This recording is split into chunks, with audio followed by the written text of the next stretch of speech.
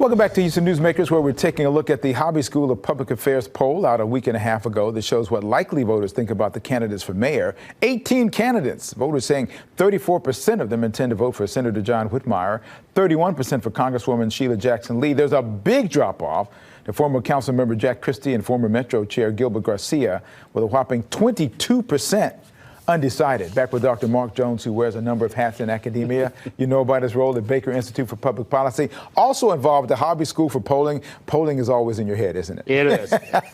Okay, let's talk about this one. There's another one, a poll, and unless this poll is totally wrong, we'll see a runoff between Whitmire and Jackson Lee. Right. The numbers, and we ran a poll back in July, and the numbers didn't change much. It's clear the runoff is going to be between Sheila Jackson Lee and John Whitmire. And so there's a big edge for Whitmire in that runoff, according to the poll. Why is that? For, I think, really two principal reasons. First is that while Congresswoman Jackson Lee has a group of really diehard supporters and a very high floor of about 33%. She's not going to fall below it. She has a very low ceiling.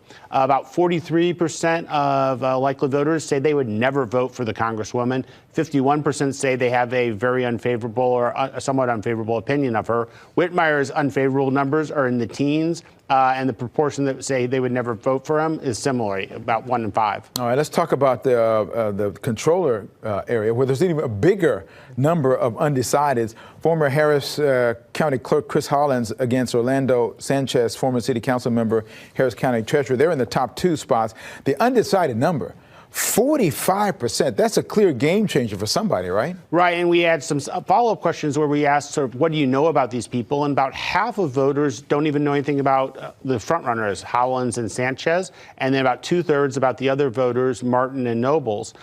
We did also ask, though, would you consider voting for these individuals? And Hollins' numbers are higher than anyone else's there. So I think we're in a situation where this race is going to be decided potentially on November 7th, with Hollins narrowly crossing the 50% threshold and avoiding a runoff. If he gets forced into a runoff, all signs are he would win it, most likely against Orlando Sanchez, but possibly against Dave Martin. All right, well, good to know the information behind the poll numbers. Let's talk about the issues likely voters weighed in on. One of them is Harris County Hospital bond. That's a big deal. It's $2.5 billion to upgrade and expand facilities. Big number of people here. The folks who are for this bond can probably not maybe relax totally, but they can breathe a sigh of relief a little bit.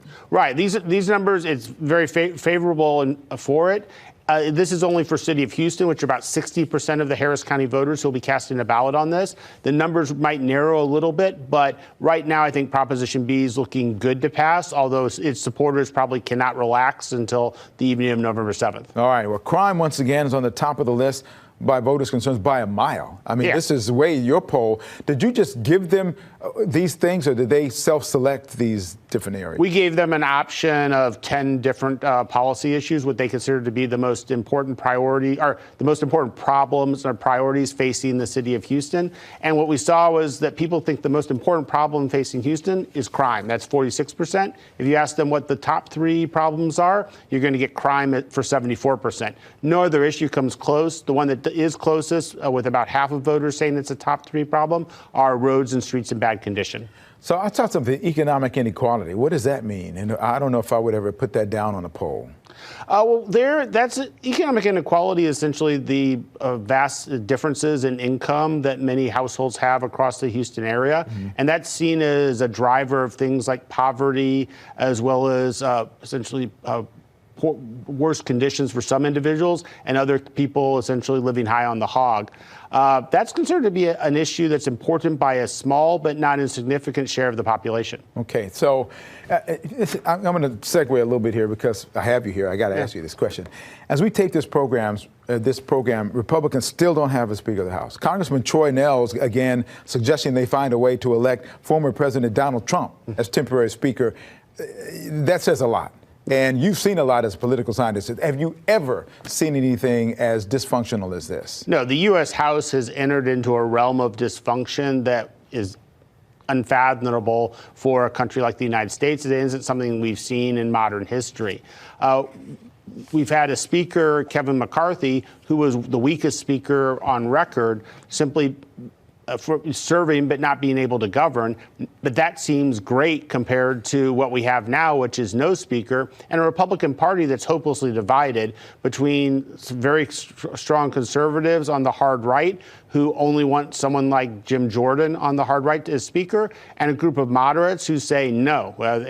And one of the problems, I think, is because the Republicans have such a narrow majority of 221 to 212, unless all Republicans are on board, and if they continue with the procedure where only Republicans can elect the next speaker, we're facing gridlock. Now, if they followed the Texas model, where the speaker can rely on Democratic support, it would probably be easier for someone to capture the speakership. But right now, that doesn't seem to be on the table. To some Republicans, it seems it's a fate worse than death to actually partner with a Democrat on anything. Right. I mean, that's the hyperpolarization that we have has led us to the situation where that's not something that any of them want to do. And as a result, they're preferring gridlock and inaction to actually trying to reach some compromise. Thank you, I think.